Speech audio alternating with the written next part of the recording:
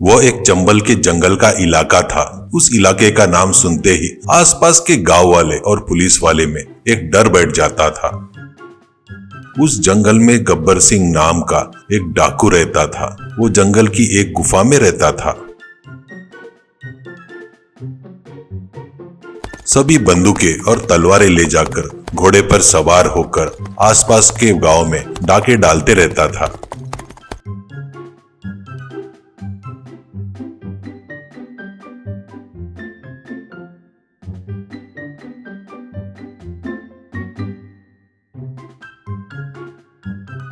चोरी करने से पहले उसका साथी पूछता है, भैया इस बार कौन सा गांव लूटना है?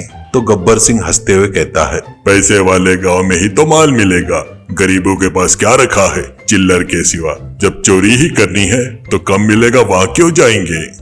अमीर लोगों के घर पर, बैंक में, सोने की दुकानों में जो भी दिखता था वो छोड़ता नहीं था।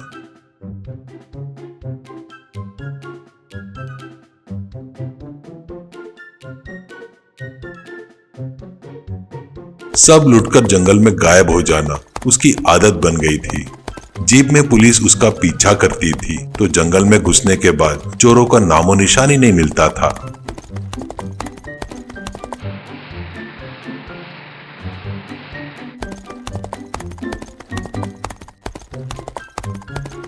उस गब्बर सिंह को पकड़ना ही इंस्पेक्टर विक्रम राठौड़ ने अपनी जिंदगी का मकसद बना लिया था। वह बहुत ही सख्त और अनुशासन प्रिय अधिकारी था। गब्बर सिंह के मामले में उनके बड़े अफसर ने फोन करके कहा, और कब तक पकड़ोगे उसे पकड़ोगे करके तुम्हें वहाँ पर ट्रांसफर किया है। मेरे बड़े साहब के सामने मैं तुम्हारी तारीफ की है। पता है तुम अब अगर उसे नहीं पकड़ पाए तो सिर्फ तुम्हारी ही इज्जत नहीं, मेरी भी इज्जत जाएगी। विक्रम राठौड़ ने जवाब दिया, सर उसी के लिए नींद और खाना छोड़कर घूम रहा हूँ सर। उस गब्बर सिंह को पकड़कर ही रहूंगा सर। मुझ पर भरोसा रखने के लिए धन्यवाद। उसे पकड़कर हमारे डिपार्टमेंट की इज्जत बचाऊंगा सर। दूसरा गब्बर सिंह आएगा तो इस बार डर के मारे पैदा ही नहीं होगा सर। गब्बर को कैसे पकड़ना है इस पर वो अपनी टीम के साथ हमेशा चर्चा करते रहता था। अगर मैं इस बार गब्बर को नहीं पकड़ा तो मेरी वर्दी का कोई मतलब ही नहीं है। वह कितने दिन छुपकर भागता है मैं भी देखता हूँ, वो अपने साथियों के साथ कहता है। एक दिन एक सिपाही ने डरते हुए कहा, सर चंबल का जंगल बहुत बड़ा है सर, इतना आसान नहीं है। वो गब्बर सिंह का अड्डा है, वो चप्पा चप्पा उसे पता है सर। इस पर विक्रम सिंह ने कहा, जंगल बहुत बड़ा है तो क्या हुआ, जुर्म से तो बड़ा नहीं है ना। उसे पूरा जंगल पता है तो भी ठीक है, मैं उसे पकड़कर ही दम लूंगा।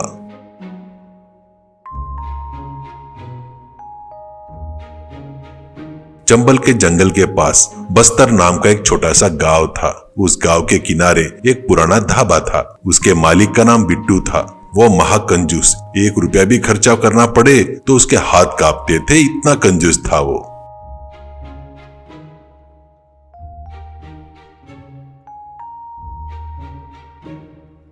बिट्टू रोज अपने काम करने वाले पर चिल्लाते रहता था, अरे क्यों इतना तेल डाल रहे हो?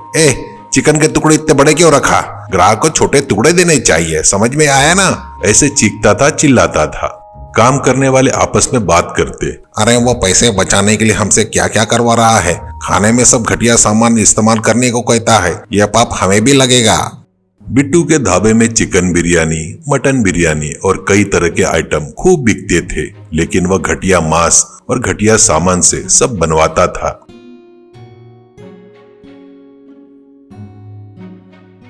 एक नौकर ने कहा, अरे मालिक ऐसे मांस और सामान से बनवाए खाएंगे तो लोग बीमार पड़ जाएंगे।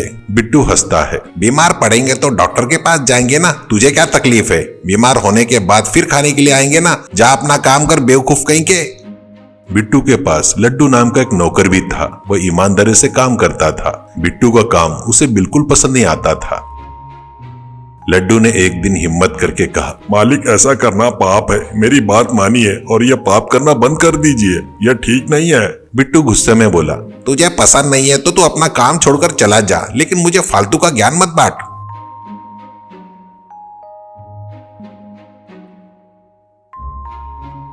हर साल 31 दिसंबर की आधी रात को बिट्टू बहुत सारा मटन बिरयानी बनवाता था। उसे ढाबे के सामने डेरा लगाकर बेचता था।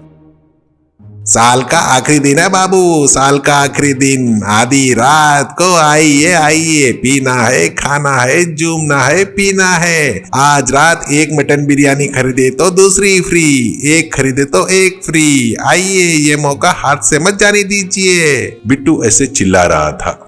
तब लोग झुंड के झुंड में आकर खरीद रहे थे।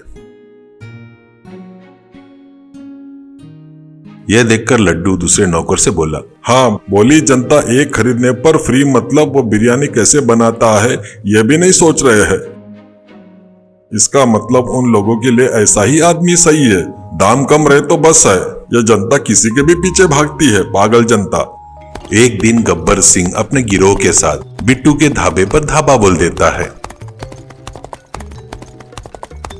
ढाबे में मौजूदा ग्राहक उन्हें देखकर डर के मारे भाग गए। काम करने वाले भी भाग खड़े हुए। लड्डू मात्र एक कोने में छुपकर सब देख रहा था। बिट्टू कांपते हुए गब्बर सिंह के पास आया। गब्बर भाई, ढाबा लूट के ले जाएंगे तो आपको क्या मिलेगा? गब्बर बोला, अच्छा क्या रे, हिसाब सिखा रहा है क्या? बिट्टू ने कहा, मेरे पास एक उपाय है भाई, वो काम करोगे तो मेरे ढाबे में मिलने वाले पैसे से कहीं ज्यादा पैसे मिलेंगे आपको। गब्बर सिंह हैरानी से पूछा, क्या है बोल, अगर मुझे पसंद आया तो तेरे ढाबे को कुछ भी किए बिना चला जाऊंगा यहाँ से, बोल क्या है? बिट्टू ने इधर उधर देखा और धीरे से कहा, अरे गब्बर भाई, आपको पता है या नहीं, पर मुझे पता है 31 दिसंबर की आधी रात को मैं यहाँ पर मटन बिरयानी बेचता हूँ। वो इस गांव वाले लोग बहुत पसंद करते हैं, लगभग पूरा गांव खरीदता है मेरे पास से। आज 31 दिसंबर है, आज उस मटन बिरयानी में बेहोशी की दवा मिला देता हूँ, वह खाकर लोग बेहोश हो जाएंगे। गाँव के सारे घर आप आराम से लूट सकते हो ना। गब्बर सिंह हंसा, अरे तू तो मुझसे भी बड़ा चोर निकला रे, तेरा आइडिया मुझे बहुत पसंद आया, इस बार तेरे ढाबे को छोड़ रहा हूँ। कहकर सब लोग वहां से चले गए।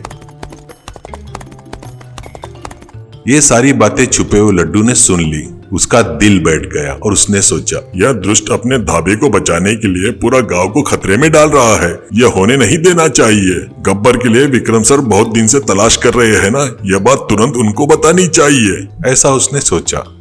फिर लड्डू सीधे पुलिस स्टेशन गया। इंस्पेक्टर विक्रम राठौड़ के सामने खड़ा होकर सब बता दिया। विक्रम ने हैरानी से लड्डू से पूछा, तुम जो कह रहे हो वो सच है लड्डू? लड्डू ने जोर देकर कहा, सर मुझ पर भरोसा कीजिए सर, भगवान की कसम खा रहा हूँ। 31 दिसंबर आधी रात को पुलिस वाले सादे कपड़ों में ढाबे के आसपास छुप गए थे। लोग बिरयानी खरीदना और खाना शुरू कर चुके थे।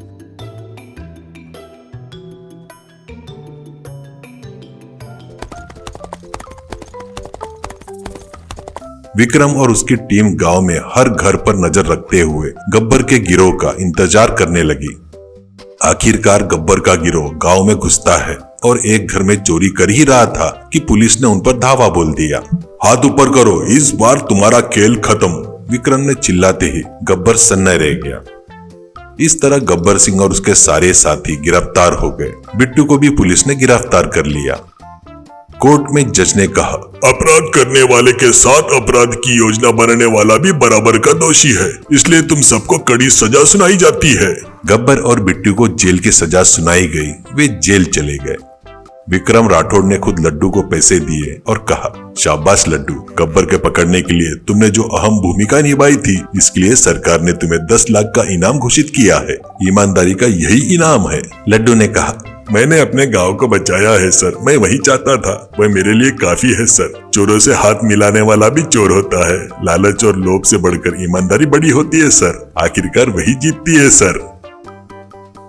डियर फ्रेंड्स, अगर आपको ये वीडियो पसंद आई तो हमारे चैनल को लाइक, कमेंट और सब्सक्राइब जरूर करना और हाँ, अपने दोस्तों के साथ इसे जरूर शेयर करना।